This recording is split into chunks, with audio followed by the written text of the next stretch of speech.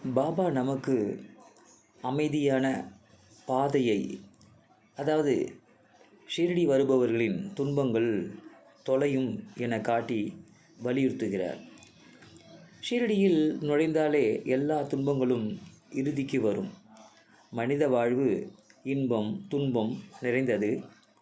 ஒளி இருளின் பின் தோன்றும்.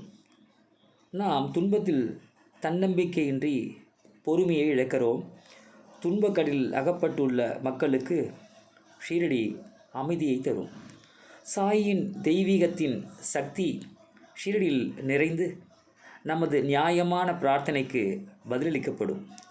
பாபா நம்மிடம் நேரடியாக ஷீரடிக்கு வரவும், உனது அன்னை சாயி உனக்காக காத்து கொண்டிருக்கிறாள், உனது துன்பம் நிறைந்த உள்ளத்தை தனது அன்பால் வருட காத்திருக்கிறாள் என வலியுறுத்துகிறார். தாய் சாயி ஜாதி மத பேதம் இல்லாமல் அனைவரையும் அவளது குழந்தைகள் என கருதுகிறார். ஷிரடி பூமி தனது குழந்தைகளின் காலடிகளை காண ஆவலுடன் காத்திருக்கிறாள். நாம் ஷிரடியில் நுழையும் முன்பே நாம் சாயின் குழந்தைகளாக வேண்டும்.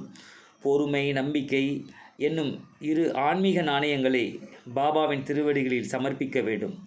ஷிரடியில் முழு நம்பிக்கையுடன் காலடி வைப்பவரின் துன்பங்களும் பிரச்சனைகளும் தொலைந்துவிடும். ஷிரடி சாதாரண இடமில்லை, ஆன்மீக அலைவீசி கொண்டே இருக்கின்றது. மனித இனத்தின் வருத்தங்களுக்கு ஆறுதல் அளித்து துன்பங்களிலிருந்து பாபா விடுவிக்கின்றார். இன்றும் ஷிரடி சொர்க்க பூமியாக விளங்குகின்றது.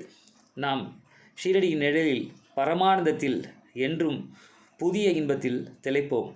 சாயை பணிவோம், நலமுடன் வாழ்வோம்.